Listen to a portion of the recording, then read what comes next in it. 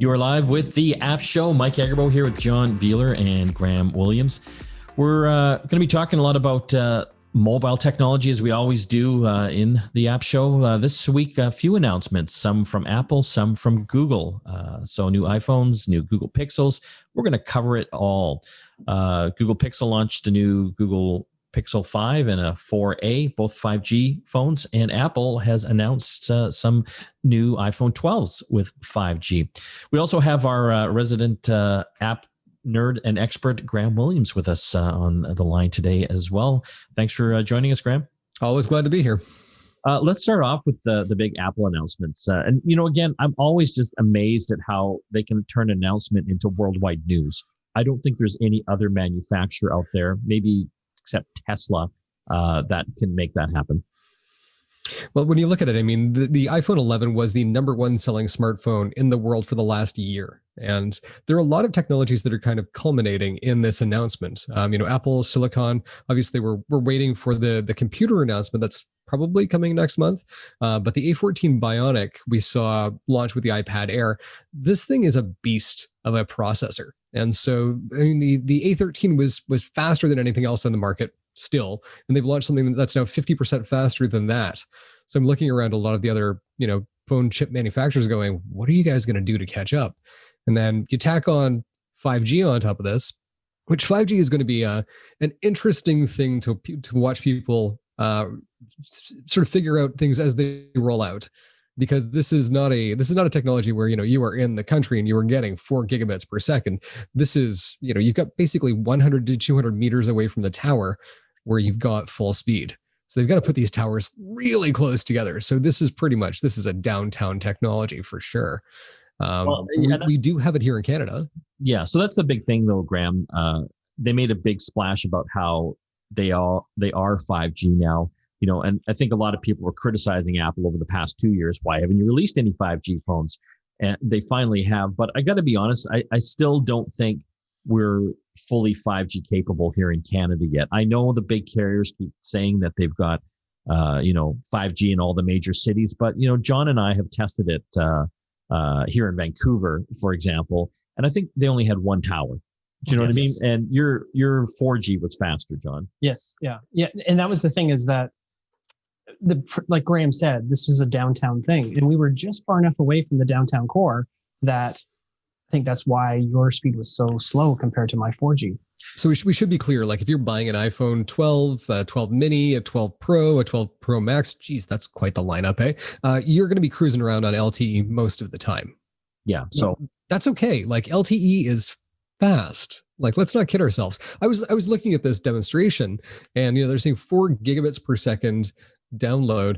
My Shaw internet here is 1 gigabit per second, which is plenty fast for me. Obviously, this is a technology that's going to be unlocked as more towers become available. And this is sort of, we're picking away at the edge of this. We're kind of grabbing onto it to really pull the cover off at some point. But this is a first generation of the next generation of technologies. So if you have to have the speed, great. There's a ton of other really cool features, though, that I found to be far more interesting than 5G. And I got to be honest, Graham, me as well. 5G, because I'm a nerd, I'm excited about it. But I think for most people, even if they do get all the towers going, it's not going to be like life-changing. You know what I mean? It's like going from DVD. During when we went from VHS to DVD back in the day, that was like amazing, right? Like just so different. But the big thing about 5G is it's still limited by wherever you're going or whatever you're doing. So if you're going to GeoCities websites, they're going to be slow. Yes. Regardless if you're on 5G or 10G, it doesn't matter. Did you just name drop GeoCities? That is fantastic.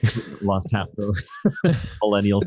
But the photography features and the videography stuff in both the iPhone 12 and the iPhone 12 Pro line, this to me is the huge upgrade. I've got an iPhone 11 Pro. I love it. And, I heard 5G and I'm like, I'm getting the iPhone 13. It's fine. And I saw the photography stuff and went, really, you're coming for my wallet again, Apple? Eh? All right. Yeah. So let's talk about the different models. So there's an iPhone 12. Yes. There's an iPhone 12 Pro and a Pro Max. And then backwards, well, not necessarily backwards, an iPhone 12 mini. So the iPhone 12 and the iPhone 12 mini share all the same specs, like Yes. internally. The only thing different is the screen size. So the iPhone 12 has got a smaller screen, 5.4 inches, but it's still, for many people, that's still pretty big. And keep in mind, this is like the iPhone 4 form factor. Yes. So it's super pocketable now. Yeah. Right? I'm so glad to be back to those squared off edges. I'm not going to lie to you. Since the iPhone 6, I've constantly felt like I was about to drop my phone. And I have dropped my phone so much in the past few years. The square edges just feel better in my hand. But if you do drop your phone, Apple's got you covered. Ceramic shield. Yeah. So, to your point there, Graham and John, they've got ceramic shield. This is a new glass technology that they say is a first for smartphones, and it makes their new iPhone 12s 4 times more drop proof than their previous models. I've been through 3 tempered glass screen covers in the last 6 months. 3. You better get checked out. I'm the clumsiest human being on the planet. I mean, I've booted my phone right across the apartment. I've got concrete floors all the way through, so it's no surprise. My Apple Watch has died. My iPhone has bit it. Well, the screen covers have bit it. So I'm looking forward to ceramic shield. Basically, it's Apple turning to me going, "We understand, and we're going to fix you." I think we've got a bubble wrap, Graham. So this is, for me, that is a feature that is appealing because, like you, Graham, I have smashed an iPhone screen before on an iPhone 10 10s Max. Right. And God help me. You know how much it was to replace? Like, I broke it on both sides, the front and the back. And it was, I was quoted $1,100 freaking dollars. However, luckily I got that fixed in China when I was over there for the price, but it's expensive, right? So, having that built into the new series, that is a really appealing feature for me. Another big one is Magsafe. Here, what is old is new again. Yeah, so basically, now when I heard the announcement, did you guys hear this as well? This is also going to function on the iPhone 11 series. Because when you go on the Apple website, the cases are all for the 12. But when you look at the actual charger, it actually says it's compatible with the iPhone 11 and the iPhone 11 Pro. I think that just means that you can still use it as a normal wireless charger. Yeah, it won't latch on. Click. Yeah. That magnet thing looks cool though, like the cases and that little like the little credit card holder. I've gone through so many of the adhesive ones that this to me is, again, it's like Apple's looking at me going, "See, we got you, man. We'll fix you." That's why though I never got one of those adhesive ones, because I couldn't use my wireless charging, which is more important to me. Yes. Yeah. All that problem. And I also think this is going to be a huge boom for all the third-party accessory makers making really cool stuff that will latch on. Right? Yeah, that we don't even know we needed yet. So, I mean, between the ceramic shield, the better glass and the that magnet on the back, I love that. I mean, that's going to be great for cars, having that up safely in your car and attaching all sorts of great cases and, latching onto your charger properly as well. But speaking of chargers, Apple is saving the environment, but some people aren't happy about that. Oh, for crying out loud. Stop it. No, dude. Have you been on the internet? Open any drawer in your house. I challenge all of you out there at home right now. Open any drawer in your house and you will find at least 3 or 4 chargers that are compatible with your iPhone. I will not stand for this. You did not need the headphones. I've got 3 of them still in the package, less than 10 feet away. Mine are all still in the box. Yeah. I never used them. Oh. You know what it was? I used to keep the box and I'd keep the charger because I used to go out and buy the 30-watt charger so that I could charge my iPad and my iPhone faster. So the little 5-watt stays in there. The little lightning cable stayed in there. The headphones stayed in there. So when I went to sell this thing, I'm like, here's your phone with your brand new glass cover because I just got that replaced. And all of your accessories that are in pristine condition. That's got to be worth at least another $20 on Craigslist, I swear. We don't need these things. Like this actually, Apple has nailed this. And, they actually have done something really cool here, which is they're providing the USB-C cable, which I don't think a lot of people have. And that's the cable that does unlock faster charging.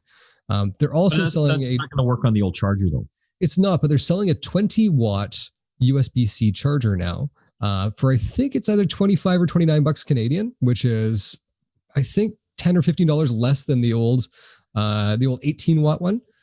So this will charge your iPad faster. It'll charge your iPhone at full speed with that high speed charging. this was the right move. And I would look to other manufacturers to say, guys, it's time for you to get rid of the extra waste. It's time for you to stop costing all of us and get rid of this stuff. And if you need one, go buy one. But let's face it, you've got USB cables around, you've got chargers around, and all these things are wireless charging now anyway. I just wish they would have dropped Lightning. Yeah. It's coming. Yeah. I mean, the rest of the world is on USB-C. And they're still clinging onto the Lightning cable, which is weird because normally they're the first to dump something that is. Well, it's weird and it's not because the Lightning cable gives them kind of an exclusivity. They can charge more for that because they actually license that to all the accessory manufacturers to incorporate. Let's be honest here, though. If they were to get rid of Lightning in favor of USB-C, there's an entire ecosystem of products out there that people have purchased that they would then be invalidating. If you have a Lightning adapter device and suddenly Apple's like, guess what? This doesn't work anymore. They're not going to go to USB-C. They're going to go to a fully portless phone before they do that. Could be. So they've got the different models. Let's talk about the cameras in these as well when we come back from the break, because there's so much more to talk about here. And we'll be talking about the new HomePod Mini, the speaker that you didn't know you needed. You're listening to The App Show, back after the break. You're back with The App Show. Mike and John here, and we've got Graham Williams with us today as well, talking all about the latest Apple news. Before we get to some of the new camera features, I want to give a shout out to the contest, giving away a Roku Stream Bar. This is a great all-in-one soundbar and smart TV device. You can hook this up to any TV, any size, because it's a nice compact size. All you need is an HDMI port on your TV, which pretty well most of them have in the past 6-7 years. And again, if you want to enter, GetConnectedMedia.com is our website. Go to the newsletter tab and all the instructions are there. So we're talking about the new iPhone 12s, the cameras. Graham, what's exciting about that for you?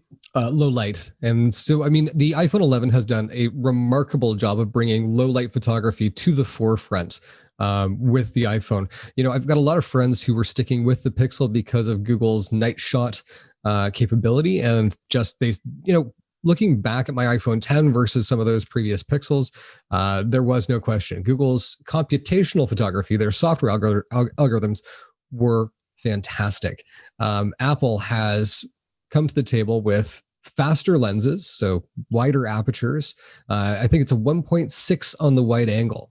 Now, to give you some perspective, I was rocking a Sony A350 DSLR with a 50 millimeter f1.7 lens from the early 70s, and that thing could take pictures by candlelight, and I loved it. And this lens on the new iPhone is even faster than that. It pulls in even more light than that, which means that for video, for pictures, those things where in the past you've looked at something, you can see it with your eyes, but your camera has never been able to capture it. You are going to be able to get those pictures now, and I am so excited to see what people do with this. The two things that I really got excited about, aside from the low light, which is fantastic, like Graham said, is the image stabilization. They've shifted from stabilizing the lens to stabilizing the sensor. So this is a technology that Sony had, I want to say about 15 years ago, called Super Steady Shot. And way back in my previous life, I was a young man selling camcorders at Future Shop. It's got to go back 20 years now. And this technology was the real deal. By basically making the sensor respond to vibrations, you could get a much faster, much more stable image, and nobody else in the market was doing it. And the idea that we've got optical image stabilization, sensor stabilization in a phone blows my mind. Yeah. This is fantastic. And the other thing that I was even more excited about is the Lidar.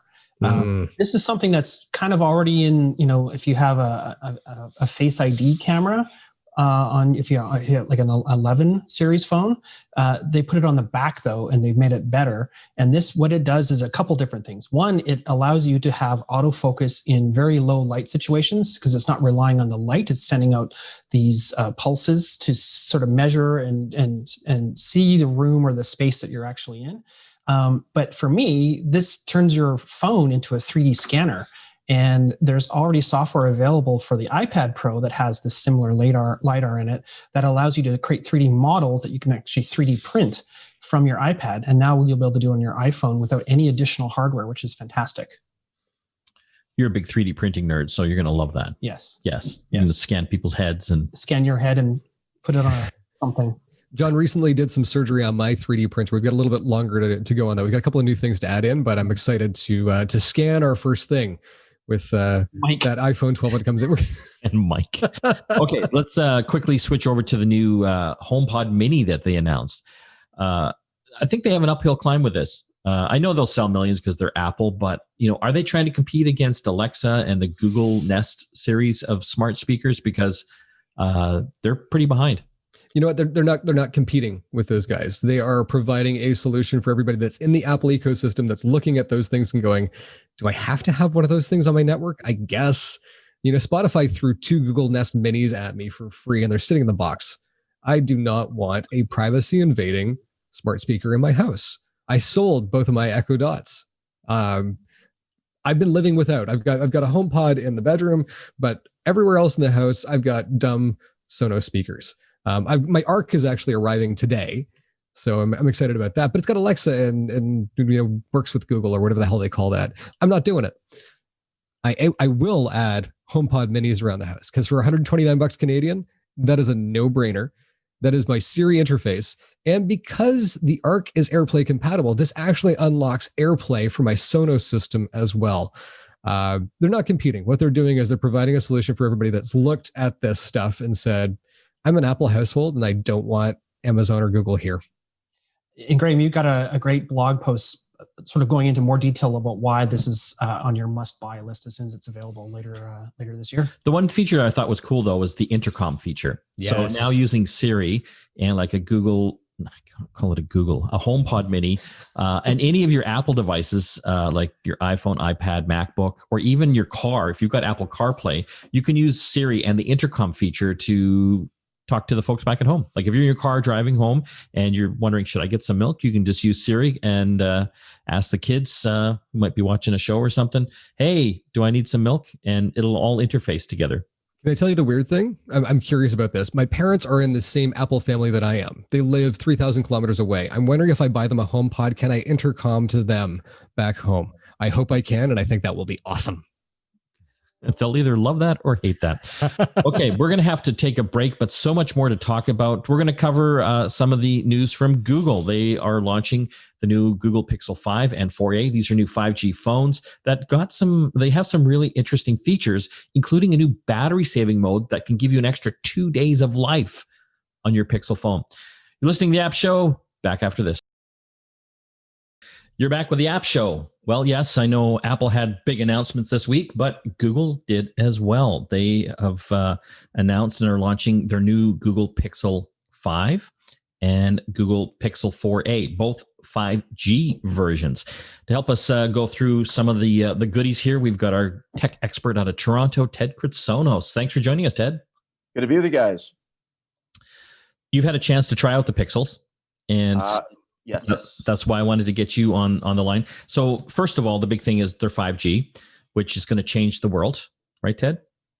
That's what they say. If we are going to be part of that world-changing evolution, it's not going to happen right away. No, because 5G network rollout in Canada is a bit staggered, and obviously it's not quite there yet. So that particular feature is going to be something that will apply later as opposed to now. What I think is more immediate when it comes to the Pixel 5 are three things. One is the price, the second is the battery life, and the third is the camera.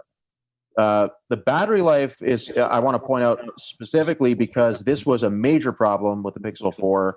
And from what I don't know about you guys, but from what I've seen so far, it is holding up really well on this phone. So hopefully it stays like that, but we'll see. And then, of course, the price. I mean, it's hard to argue with a price like $800 outright for a phone. Compared to the Apple iPhones, which are starting around $929 for the base model. Yeah, and that's the iPhone 12 Mini.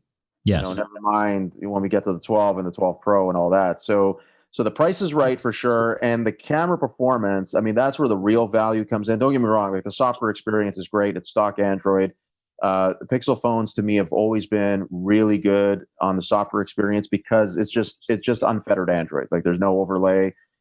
So there are no surprises there. Anybody coming from a Pixel 3 or 4 is not going to be shocked really by anything that they see here, except for maybe some of the features that they didn't have access to.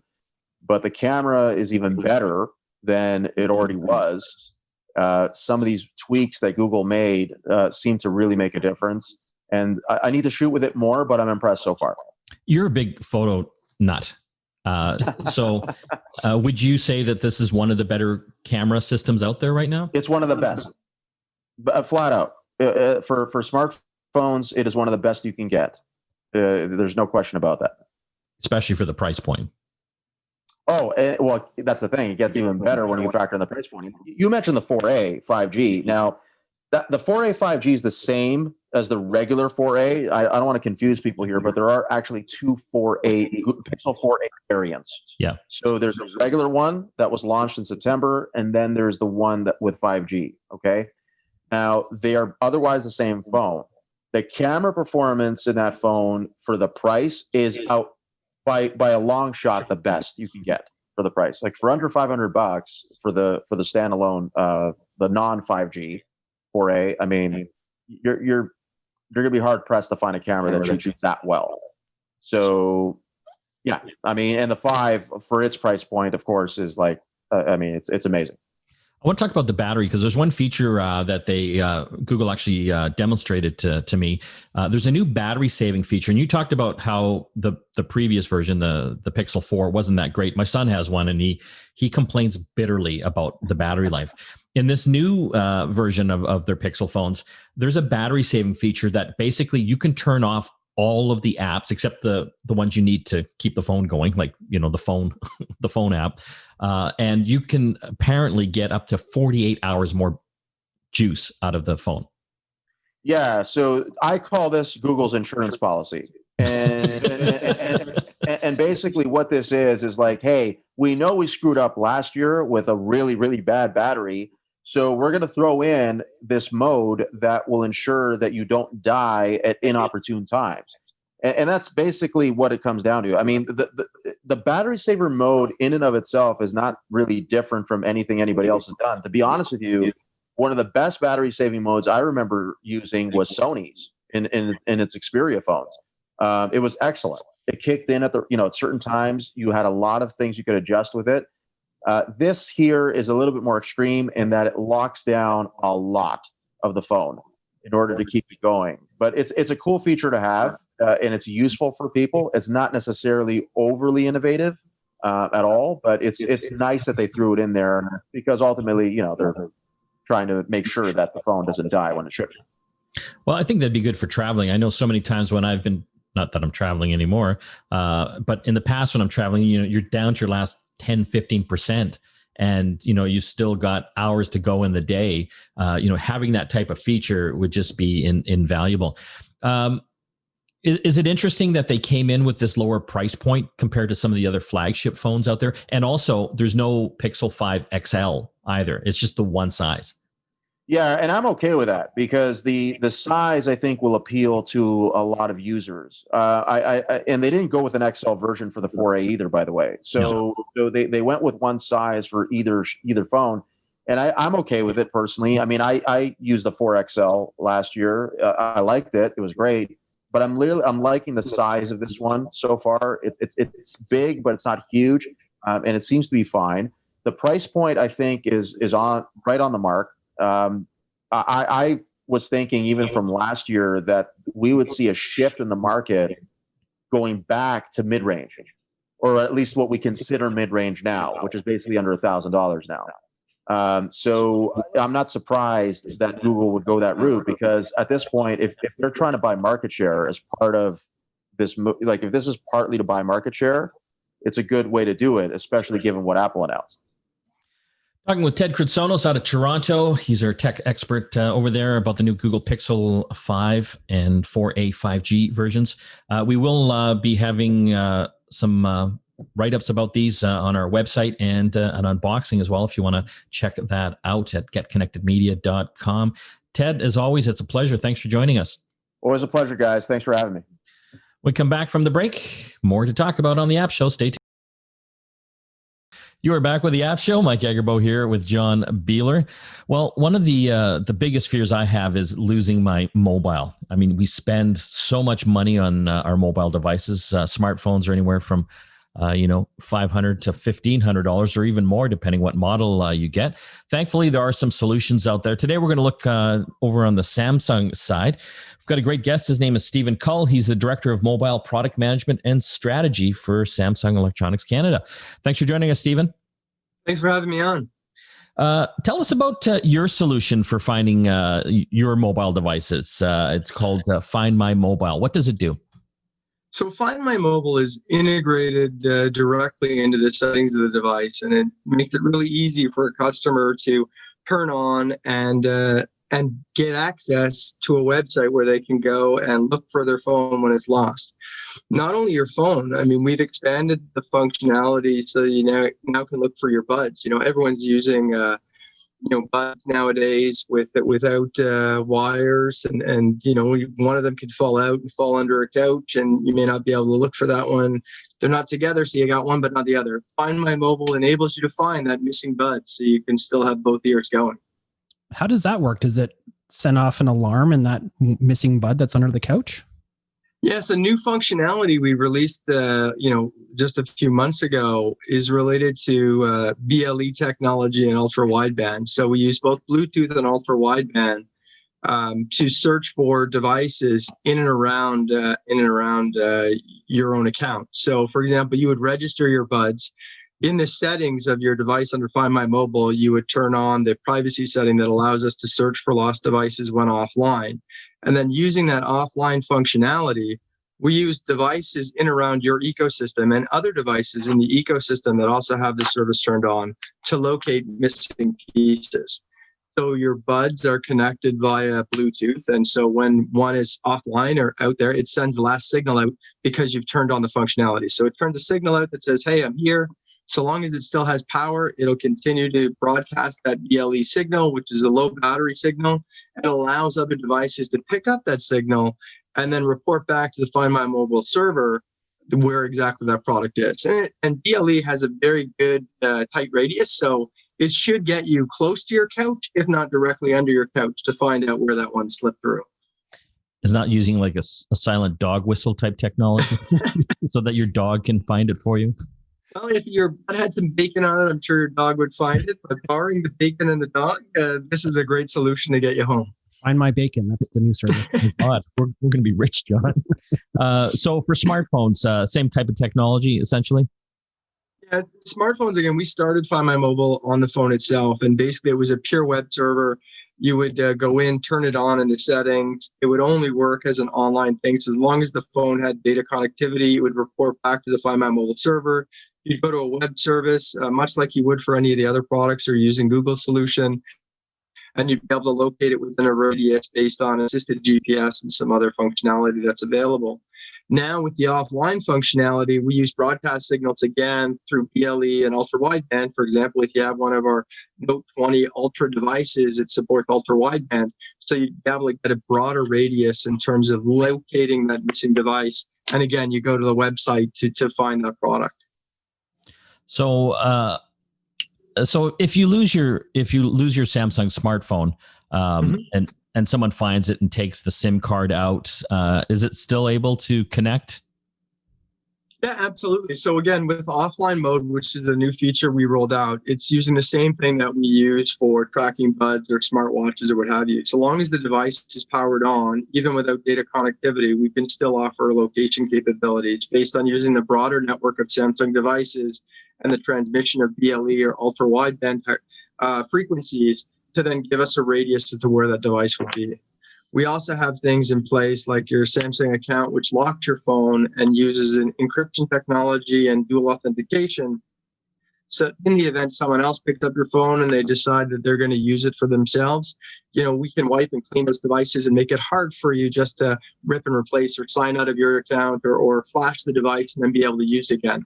With the Samsung account and the security locks in place with dual authentication, you're more likely to be able to maintain a lost device being returned to you than having it being sold on the gray market or something like that. How easy is it for someone to basically erase the phone with all that security on it?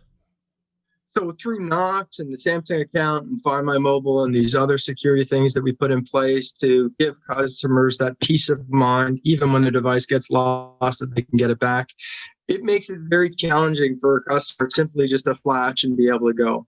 Again, a number of years ago, the stolen device market was pretty big because all OEMs had challenges with being able to really lock down the device. And so with the implementation of account locks and dual authentication, where you actually had to send a text message to the device in order for it to unlock, it makes it a lot more challenging for people just to go in, do a hard reset or a factory reset or flash another software version on the device and get it to open up.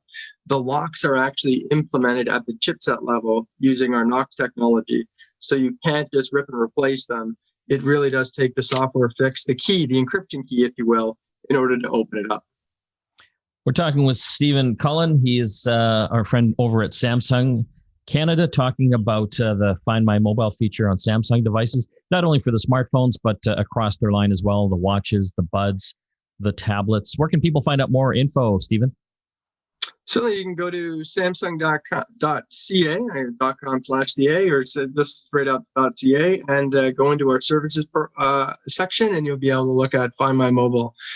The other enhancement, just before we go, the last thing I'd like to say is we're now integrating it into our Smartthings application. So for those customers who are managing a smart home and using our Smartthings app in order to manage their ecosystem, coming up in Q4, you'll be able to find My Mobile integrated directly in the Smartthings application to give you a more convenient way to manage your devices, especially when they're lost in the house or in your car or what have you. Again, Smartthings gives you the ability to control your whole connected home, and now it gives you a way to find your lost items. Guess we're not going to be able to steal any of Stephen's stuff anytime soon. Nope. Thanks for joining us, Stephen. Thanks again, guys. Thanks for having me on. Have a great day. When we come back from the break, more apps to talk about here on the App Show. Stay tuned. You're back with the App Show. Mike and John here. Once again, throwing to our contest, giving away a Roku Stream Bar. This thing is super cool, and I'm excited about it because I want to put this on a bunch of my TVs in my house. It's a smaller sound bar. So it's not like the big long ones. Yeah. So this thing's going to fit on any size TV and still give you like really good sound and really good with the speech. You know, a lot of times you can't hear what people are saying on TV, you know, in the TV shows and movies because there's so much stuff going on. This kind of isolates it and amplifies it so you can kind of hear. So that'll make you understand Tenet better. Yeah, I can't understand half these movies. So this is going to help me dramatically. However, it also has a built-in Roku TV, smart TV platform. So if you've been looking to make your smart TV smart, maybe you've got an old smart TV. These things only last for a few years. And that's what I always tell people because they ask me, what kind of smart TV should I buy? I'm like, don't worry so much about the smart part of it because that'll be outdated in a few years, right? Because you can always stick in an external stick or box, be it Roku, Apple TV, or whatever. I always find those are better and more reliable. Yeah. So this will plug in. It's just one cord, well, two cords, a power cord and an HDMI connection. And all TVs have that on the back now. So super easy to set up. Again, if you want to try to win the one we're giving away, GetConnectedMedia.com, hit the newsletter tab, subscribe, and all the instructions are there on how to do it. It's super easy. Just do it. Got a good chance of winning. The odds are good. It's better than $6.49. Way better. Way better. Did you take advantage of any of the Amazon Prime Day deals? You know, I wanted to, and I usually sort of save up all my purchases for the Prime Day deals, but nothing really has come through that was worth that blew you away. Well, no, and also I'm saving my pennies because Apple announced a bunch of stuff I'm going to buy. Yeah, you have no money left. That's right. Essentially, it's all going to the iPhone 12 fund. But it's interesting though because there was a few little products that I was interested in, and that I tracked the prices for, you know, with your wish list, and I swear, like just before Prime Day, they were say $100. When Prime Day came, they were $120. Oh, that's crap. Until they were featured as a deal, which then took it down to $75. Like the prices are just fluctuating on everything. I mean, that's kind of their algorithm anyways. But but that's not cool. Like it goes up. Yeah. And so then it looks like an even better deal. Yeah. It's like the MSRP versus the regularly normal discounted price. So what did you buy? It's really nerdy stuff. Yeah. I bought a step down converter. Cool. I'm converting one of my old 3D printers into a laser etching machine. Oh, And I need to run the laser at 12 volts and the 3D printer is at 24 volts. got it. So I bought a step down converter for $10. I'm very happy about that. How much did you save? Like $2. Wow. What are you going to do with all that money, John? I put it towards my new iPhone. Yes. I bought some lights, some LED lights for Yes. shooting our video podcast. You have inspired me because you bought these. I don't know what you call these things. Sort of like LED light stands, They're like the wands at the airports when they're scanning you, but longer but longer. But and they on have, a tripod. yeah, well, they're on stands. Yeah. light stands, and they have lots of LEDs. They're nice, bright. They're not hot. So sitting in front of these all day. Yeah, it's not. It's what we use to illuminate our glorious faces on our video podcast. If you're watching, if you want to see us video wise, the radio show, we do a video version of it. GetConnectedMedia.com. Anyway, I forget how much I paid. They were like regularly 100 something and on for 20% off. Yeah. It just, couldn't beat it. Like I'm in production, like I make real TV shows and stuff. Lights can cost thousands of dollars. And so for what we're doing here, it's pretty darn good. Well, and these are perfect lights for if you're doing like a video podcast or you're a streamer or something like that, because you can put them anywhere. This one came with a carrying case. Yeah. It's pretty cool. Because we've been talking about, since we're all on Zoom now, get the ring light, but these are even better. Well, these are stretched out ring lights. Exactly. That's all the time we have left. I want to thank everyone that helps put the show together. GetConnectedMedia.com is where it's all happening. Check it out. We'll see you again next time.